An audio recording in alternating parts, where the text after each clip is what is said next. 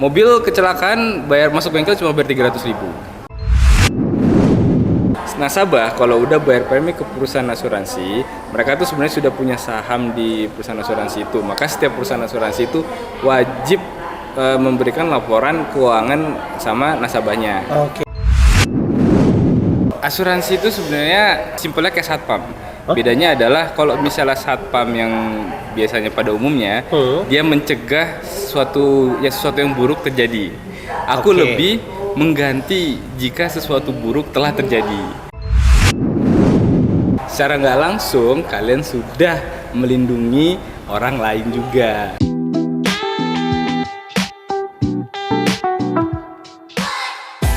Itu caranya. Oke guys, balik lagi di Dibilang Channel. Mohon maaf ya kalau kita hari ini agak ribet ya karena kita lagi main sama bocil-bocil gitu Bocil-bocil kan. betul.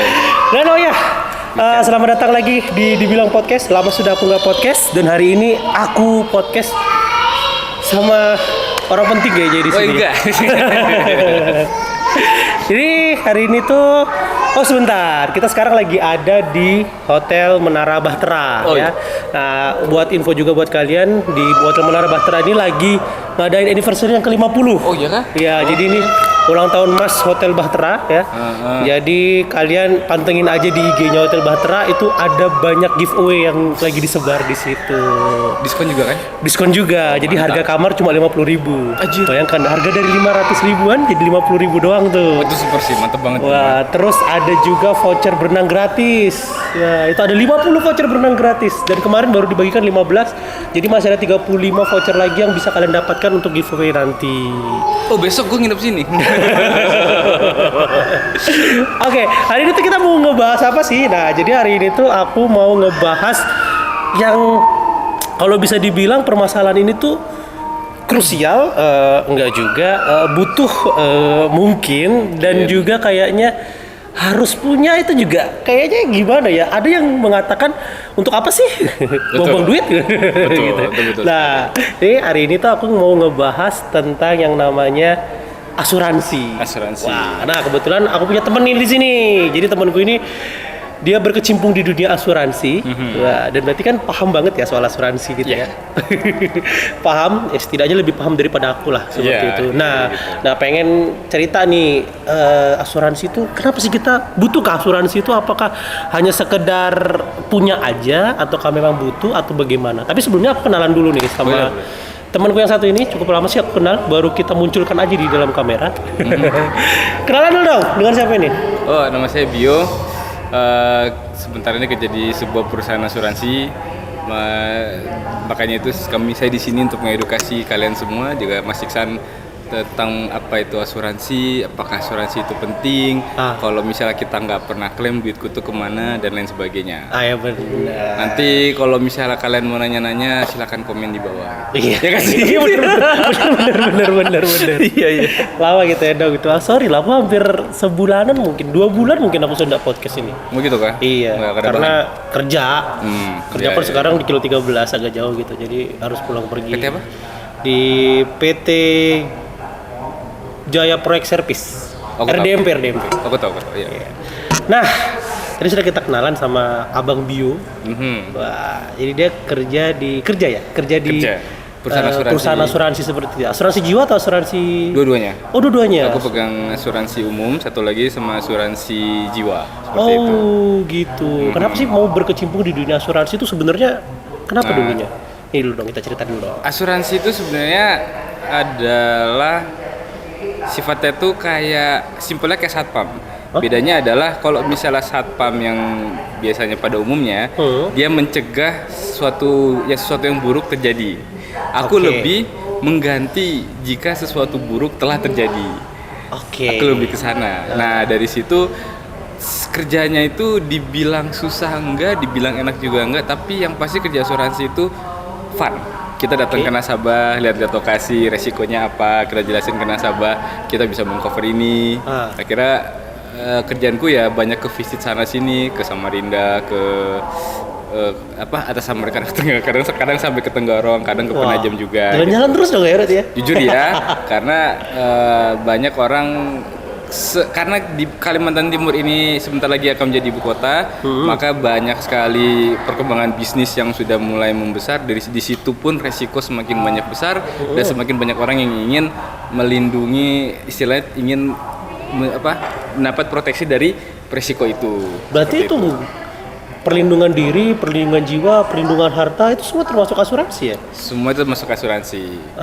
Kita Kita cerita dikit sejarahnya asuransi. Idenya itu dulu pas Eropa lagi marak-maraknya berlayar menjelajah dunia baru seperti itu. Nah, misalnya Mas Iksan adalah orang yang menjelajah menggunakan kapal, kadang kendalanya di perjalanan ada topan atau bajak laut. Betul. Gitu. Nah, Mas Iksan datang ke aku, orang asuransi, bilang, gimana kalau lu backup kalau misalnya kapal aku hancur, nanti kalau misalnya aku datang dari hasil penjelajahanku, aku kasih sebagian dari apa yang aku temuin di sana. Idenya dulu seperti itu. Oh, jadi kayak barter satu jasa satu barang gitu ya? Satu jasa. Akhirnya dari situ akhirnya timbullah konsep asuransi, akhirnya berkembang sampai saat ini. Oke. Tapi kalau mau ditanya nih, Om Bio, Bang Bio, seberapa penting sih asuransi itu buat jiwa kita gitu, atau diri kita lah, atau barang kita juga, seberapa penting sih asuransi itu? Jadi begini, asuransi itu tentunya mengcover kita, tadi kau bilang kita mengcover kalau misalnya terjadi sesuatu sama kita, sesuatu itu terjadi, maka kita bisa istilahnya mengklaim itu adalah mengganti kerugian yang sudah kita alami. Nah, untuk orang-orang yang biasanya belum mengerti itu apa itu asuransi, biasanya itu orang-orang yang sifatnya masih belum melakukan usaha. Maksudku itu kalau orang yang sudah mulai melakukan usaha itu dia pasti mikir yang kayak aku punya toko. Suatu saat kalau misalnya aku jualan, terus tiba-tiba tetangga aku kebakaran, aku kena, aku bisa nggak jualan lagi? Kan seperti itu. Pasti udah pusing mikirin kayak tokoku hancur nih. Oh ya sudah, kalau gitu aku asuransikan tokoku. Seperti itu. Nah, atau misalnya Mas Iksan nanti anaknya udah masuk SMA, sekolahnya entah di mana, dibeliin mobil baru. Cuma anak baru dapet SIM. Apakah dengan gampang yang melepas anak dengan mobil itu? Iya. Tidak, makanya mobilnya pasti diasuransikan. Seperti itu.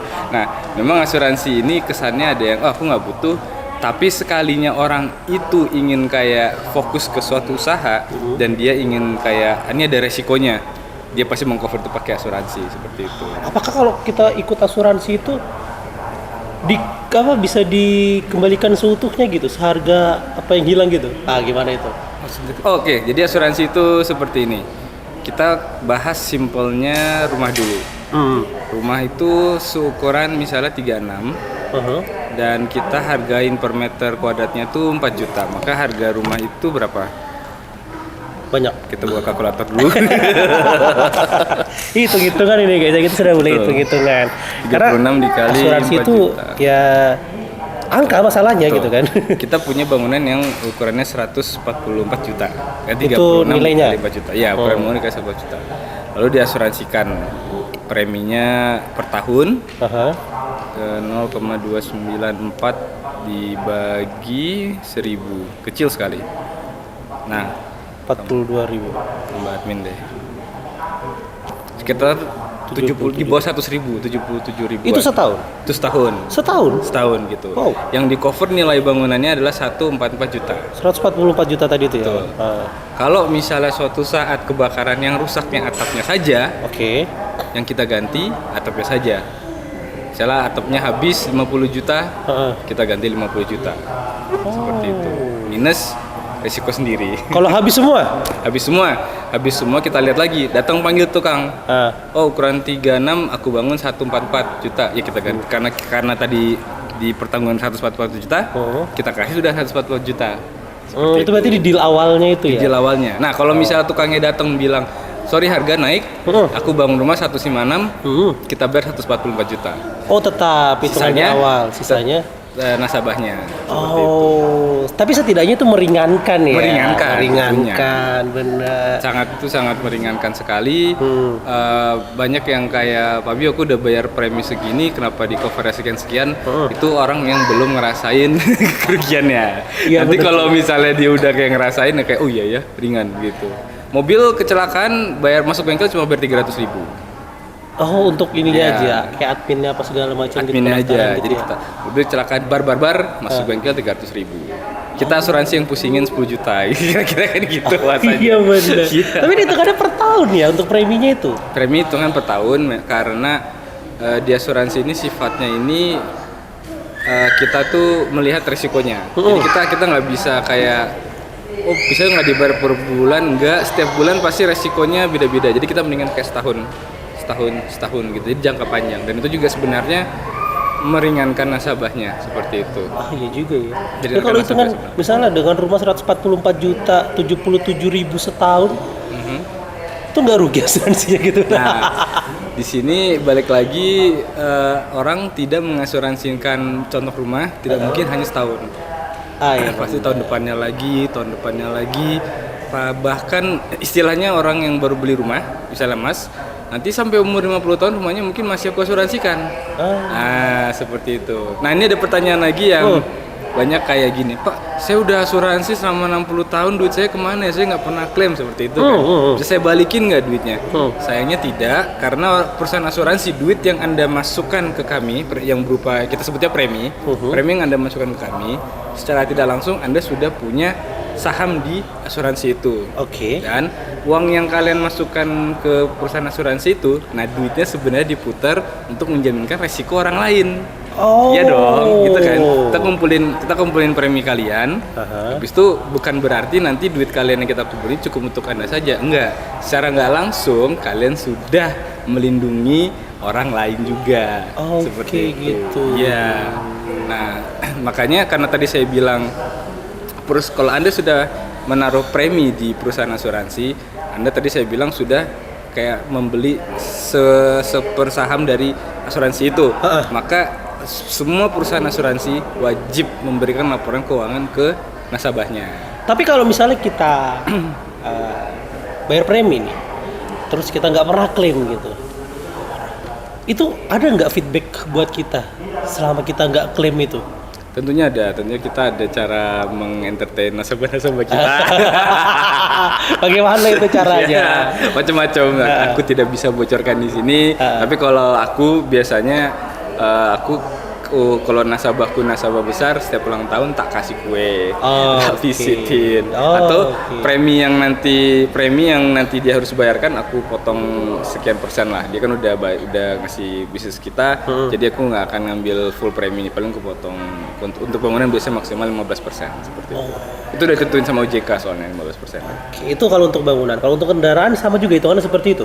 Hitungannya beda. Kendaraan relatif lebih mahal, tergantung pertanggungannya apa. Tapi untuk sehari ini kita bahas all risk, karena ini yang semua orang mau, all risk. Simpelnya kalian bisa buka di Google Red OJK kendaraan 2017. Jadi semenjak tahun 2017 OJK sudah mematok semua red untuk kendaraan. Teks satu perusahaan asuransi secara Nusantara harus ikutin red itu, nggak bisa nggak, semua dipatok sama red itu. Nah, kalau nanti kalian lihat, nanti ada link di sini. Iya. Kau menyusahkanku mencari linknya dong ya. Ada linknya di sini, di mana semakin murah mobil itu biasanya rate-nya makin besar. Semakin mahal mobil itu biasanya rate-nya semakin kecil. Semakin mahal semakin murah mobilnya, rate-nya semakin besar. Semakin mahal, rate-nya semakin kecil. Itu yang menyebabkan sebenarnya harga premi itu nggak beda jauh. Jadi antara mobil yang sifatnya yang harganya lebih murah sama mobil yang lebih mewah, mereka premi cenderung sama seperti itu. Beda, tapi aku kategorikan beda sama mobil yang mewahnya lagi ya. Gitu. Tapi boleh nggak gini, Bi? Aku sudah punya mobil 10 tahun nih mobilku, ceritanya gitu ya. Belum pernah ku asuransikan. Ku ajukan nih untuk asuransi. Itu hitungannya gimana? Hitungan dari mobil awal beli kah? Atau hitungan mobil pada kondisi itu untuk yang bisa diasuransikan? Kita ngitung kondisi mobil pada saat dia umurnya 10 tahun, pada saat tahun itu. Aku biasanya balik nanya ke nasabah, kamu biasanya berapa yang mau kamu pertanggungkan. Tapi nasabah tentunya masih biasanya nggak tahu. Aku sama nasabah sama-sama buka OLX. Ya, kita buka OLX, harga mobil Kijang tahun sekian. Ya, umur 10 tahun gitu kan. Kita lihat, ini harga pertanggungannya berapa gitu. Nah, dari harga pertanggungannya itu kita kita sepakatin deal harganya sekian. Nah dari situ aku hitung dari rate-nya. Nah misal begini, misalnya harganya tahunnya harga 210. Itu rate-nya sekitar 2,69%. Tapi karena di umur 10 tahun itu ada hitungannya lagi. 10 tahun dikurang 5. Jadi hasilnya 5. 5-nya itu dikali 5 lagi. 25. Nah, 2,69% ditambah 5%. Jadi dia ada kayak rate 2, belakangnya dari 2, sekian. Itu dikali harga pertanggungan tadi. Seperti itu. Jatuhnya lebih mahal atau lebih murah kalau kayak gitu? Nah, untuk mobil di atas 5 tahun biasanya agak lebih mahal. Biasanya orang kaget loh, mobilku kok jadi gini. Premi asuransi kalau mobil yang baru beli terus sekitar 3 tahun itu diasuransikan atau 4 tahun, itu kelihatan dia preminya makin lama makin turun karena harga mobil makin lama makin turun. Betul. Nah, tapi begitu mobil itu sudah melewati di atas 5 tahun, itu mulai kelihatan agak stagnan, habis itu naik dikit. Nah, kenapa seperti itu? Karena tadi OJK sudah mengatur kalau misalnya mobil di atas 5 tahun, 1 tahunnya itu kena loading rate 5%. Kenapa seperti itu? Karena harga mobil yang terus-terus menurun, tapi harga perbaikan di bengkel biasanya konstan. Seperti betul, itu. Betul. Itu gitu. Keren ya. Tuh teman-teman, jadi kalau misalnya kalian nih baru punya mobil baru nih ya, cepet-cepet aja diasuransikan gitu kan. Tentunya, mobil baru pasti semua orang pengen ngasuransiin. Nggak mungkin nggak, kayak orang baru nggak mungkin nggak diasuransiin kan. Cuma kalau rata-rata berapa sih biaya untuk, misalnya punya mobil baru nih, biaya untuk asuransinya, preminya berapa sih rata-rata? Oke, kita hitung sekarang. Oke. Contoh aja deh, mobil harga 2,5 gitu kan. 250 juta? Iya. Oke. Ini Mas Iksan saya bocorin hitungan rate-nya. Wih. Tapi bukan dibocorin kan, semua orang bisa lihat sih. Nanti kita kasih munculkan di sini ya. Kita munculkan di sini. Oke, harga berapa tadi? 250 contohnya deh. Oke. Bisa dilihat di sini harga 250 masuk kategori 3. 3. Oke. Mobilnya beli di mana? Kalimantan. Beli di Kalimantan. Dia masuk wilayah 3. Oke. Kita ambil batas ini bawah. Umum. Maksudnya semua asuransi pakai ini. Semua asuransi pakai ini. Oke, ini datanya di sini ya. Iya. Wilayah 3 kita ambil batas bawah aja. Kita pasti pakai kategori 3, 1,79%. Oke. Berarti 250 juta tadi dikali 1,79%, 4 jutaan per tahun. Oke. Seperti itu. Hitungannya per tahun guys, 4 jutaan itu cuma per tahun. Kalian kreditnya 4 juta per bulan kan. Tapi kalau kalau kredit boleh nggak sih diasuransikan? Tambahan untuk yang mobil yang kredit itu pasti otomatis sudah diasuransikan. Karena jasa pembiayaan seperti leasing atau bank bisa minta kami untuk mengasuransikan nasabah yang baru kredit kayak gitu. Itu pasti nggak mungkin. Kalau gini bang, ini pertanyaan agak jelasnya mungkin ya. Mobil baru, cash pula, gitu kan? Asuransikan nih, hilang, diambil orang, gitu kan? Itu bisa diklaim asuransi nggak? Tapi tiba-tiba mobil tuh muncul nih, ada yang pakai itu mobil saya gitu. Ini case-nya aneh sekali. Tapi intinya begini, kalau misalnya all risk, tentunya kita mengcover mobil kehilangan dengan catatan tentunya harus ada laporan polisi dan harus ada investigasi dari polisi juga. Jadi biasanya aku pernah handle klaim mobil hilang pickup itu mau nggak mau kayak lama proses pengklaimannya 3 bulan karena kita tentunya menunggu laporan dari polisi. Nah, seandainya tiba-tiba mobilnya kembali ketemu, itu gimana? nasabahnya harus ngelapor ke kita, Pak, mobilnya ada lagi nih. Nah, bisa klaimnya kita batalkan. Enggak kita batalkan, kita lihat dulu. Kita misal taunya dia baliknya penyok depannya, ya kita benerin. Ya kan? Gitu. Kalau misalnya baliknya normal, utuh, bagus, ya akan perlu diklaim kan gitu. Tapi pernah nggak sih ada mobil hilang bisa kembali gitu? Jujur pernah. Itu sih tapi kasusnya di Jakarta. Gitu itu ceritanya, tapi itu kayak cerita keluarga. Jadi kayak istrinya dibawa kabur doang. Iya, bawa kabur istrinya. Istrinya main sama temennya entah kemana, taunya suaminya nggak tahu, udah lapor polisi duluan. Seminggu kemudian balik gitu ya. Astaga, oke. Aduh, keren ya, ternyata asuransi ini memang dibutuhkan. Tadi kalau rumah kan hitungannya kan tiap tahun naik ya harga tuh kan. Betul, tiap rumah bangunan tiap tahun naik, betul. Hitungan untuk deal-dealannya harga awal itu jatuhnya ya. Enggak ngikutin harga rumah naiknya gitu? Atau gimana? Jadi gini, intinya untuk bangunan saya akan tanya luas bangunannya berapa. Karena biasanya orang bilang, "Pak, saya beli rumah 1 M," dia bilang begitu. Aku nggak langsung yain, "Oh, aku cover rumahnya 1 M," enggak. "Bapak beli rumah di mana?" saya tanya. Misal dia bilang di Grand City, saya tahu, oh rumahnya nggak 1 M. Sebenarnya bangunannya itu nggak 1 M. Kenapa di 1 M? Karena ada harga tanahnya. Asuransi tidak mengcover tanah karena kalau tanahnya kebakar apa yang mau diganti, kan seperti itu. Iya, biasanya kita cuma ngitung luas bangunannya. Jadi saya tanya luas bangunannya berapa nih, kira-kira gitu. Dia bilang luas bangunannya 45. Oke, saya riset, bisa tanya-tanya tukang dulu atau tanya kontraktor ke biasanya per meter kuadrat berapa. Oh Pak, saya bisa 3,5, misalnya dia berani begitu. Oh, Anda berani 3,5, ya udah 3,5 dikali luas bangunan. Jadi itu harga pertanggungannya. Nah, tentunya setiap tahun naik. Betul. Tapi saya patokan lagi nanti ke PBB atau NJOP. Tapi saya kalau saya pribadi setiap 5 tahun saya otomatis minta saya akan bilang ke nasabah, Pak, rumah Bapak pertanggungannya kita naikin, seperti itu. Berarti premi ikut naik juga? Premi ikut naik juga. Tapi pernah nggak kayak gini nih?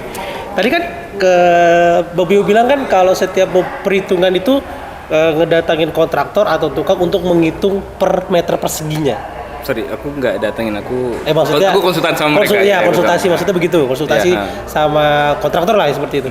Ada nggak kontraktor yang nakal harganya dimahalin nih? Atau memang sudah kerjasama sama asuransi, punya harga sendiri dengan orang asuransi gitu? Enggak, maksudnya itu nggak bisa dibilang ada nakal-nakalan untuk bagaimana, karena nggak akan ada tukang yang kayak, oh ini mendingan dimahalin. Kalaupun nanti dimahalin, justru itu sebenarnya bagus buat nasabahnya, bukan kayak ngerugiin kan nasabahnya. Preminya tetap jadi naik dong. Premi naik. Oh, tapi dapat timbal baliknya juga lebih besar ya harusnya ya? Bukan, jadi begini, mungkin saatnya saya nerangin apa itu yang namanya over insured sama under insured. Nah, jadi itu? Kita tuh pengennya tuh kalau mengasuransikan sebuah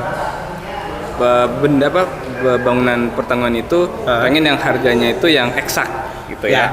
Tapi kadang kita di pasaran ini nggak ngerti apakah itu harga ada di atas atau misalnya harga itu ada di bawah.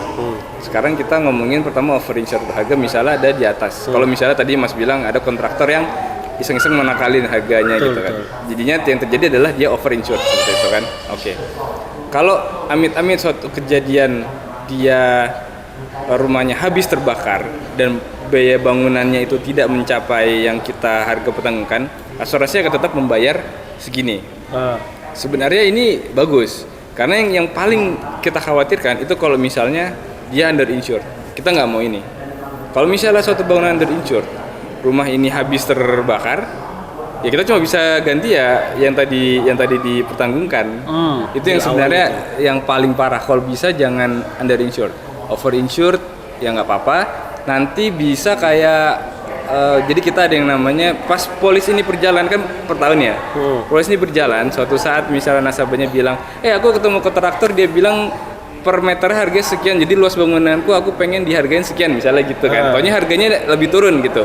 Nanti aku bisa pertimbangan ya preminya kita balikin sebagian gitu. Oke, Tata ada selisih polis sekian, Tata lebih murah, kita balikin gitu. Oh, bisa gitu ya? Fair-fairan, kita fair-fairan aja. Iya. Soalnya asuransi ini emang kita untuk saat ini OJK itu sangat menjaga sekali asuransi. Mereka benar-benar membuat semua perusahaan asuransi itu untuk fair-fairan seperti itu. Jadi kamu kalau ngeklaim jangan kamu bisa untung sendiri gitu, atau jangan pastiin nasabah juga untung seperti itu. Jadi OJK ini udah ketat banget ngatur semua perusahaan asuransi. Wah keren. Minum dulu guys.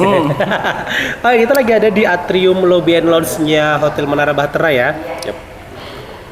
Sekali lagi Hotel Bahtera lagi ulang tahun, jadi buat kalian yang pengen dapat giveaway dari Hotel Bahtera langsung pantengin aja di IG-nya di @bahtera-hotels. Nah di situ nanti mereka akan bagi-bagi giveaway berupa voucher kamar dan juga voucher renang serta ada juga voucher makan. Jadi pantengin aja terus di IG-nya ya. IG-nya di bawah sini. Aku baru aja suruh istriku pantengin IG dan dia langsung dapat vouchernya. Wow, luar biasa.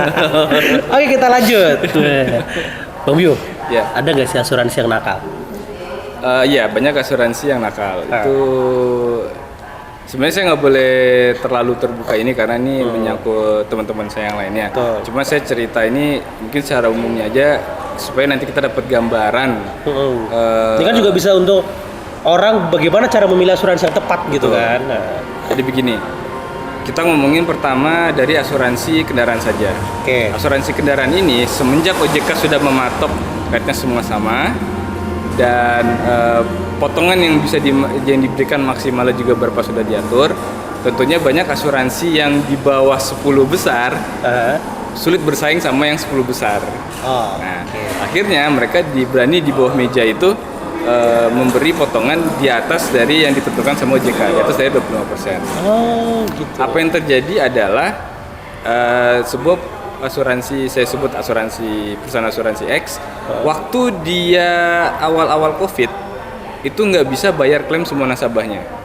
Semua nasabahnya yang masuk bengkel di hold dulu. Karena bengkel udah menagih tagihannya di mana asuransi nggak bisa bayar. Karena dia berani memangkas potongan yang tadi saya bilang yang udah diatur sama OJK.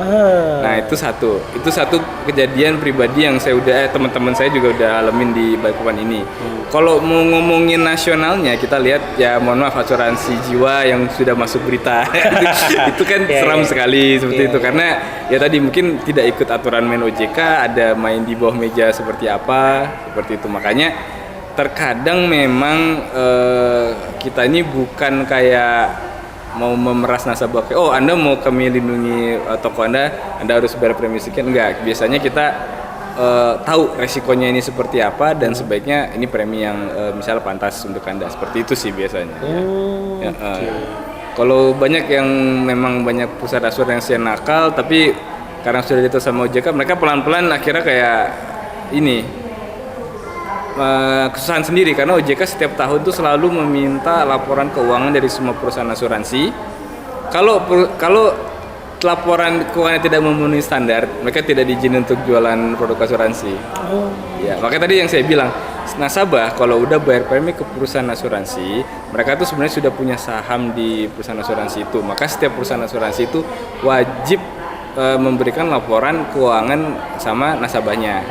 Nah kalau misal laporan keuangan nasabahnya itu, mohon maaf dibilang dari tadinya bagus menurun, mendingan siap-siap itu pindah-pindah ke perusahaan yang mungkin lebih bagus karena itu yang kayak udah wow itu yang kayak nggak bisa bayar klaim pas seperti itu. Itu guys salah satu triknya memilih asuransi. Jangan tergiur dengan harga yang murah tapi ternyata mereka ada udang di balik batu lah ya. Seperti itu. Untuk khusus sama mobil juga tolong dicek rajin-rajin ngecek kamu rak bengkel kanannya di mana saja, itu penting. Gitu. Karena ada yang tinggal di BDI, dia harus mau benerin mobilnya di Manggar. Harus mau. Harus mau. Karena perusahaan asuransinya cuma punya bengkel kanan di sana. Itu harus mau seperti itu. Jauh ya. Karena jauh sekali. Lumayan. Abis itu kalau misalnya dia bilang kayak bengkel rekananku nggak ada di dekat rumahku, tanya bagaimana sistem pembayaran klaim kalau bukan bengkel rekananmu, kayak kira seperti itu. Itu juga penting untuk ditanyakan. Itu mungkin bisa di-reimburse gitu kali ya. Reimburse, tentunya kalau bukan rekanan biasanya harus di-reimburse seperti itu. Gitu. Wah, keren banget ya. Jadi mungkin kalian sudah dapat sedikit banyak gambaran tentang bagaimana tips memilih asuransi, kemudian terutama ini asuransi untuk yang barang ya, asuransi barang seperti kendaraan, seperti rumah, ruko gitu kan. Nah, kita break dulu sebentar. Setelah ini kita bakal ngebahas tentang asuransi jiwa ya, karena asuransi jiwa ini juga cukup krusial bagi kehidupan kita. Kita break dulu sebentar. Habis ini kita lanjut lagi untuk asuransi jiwa. Oke? Thank you. Anak-anak nangis anakku, itu.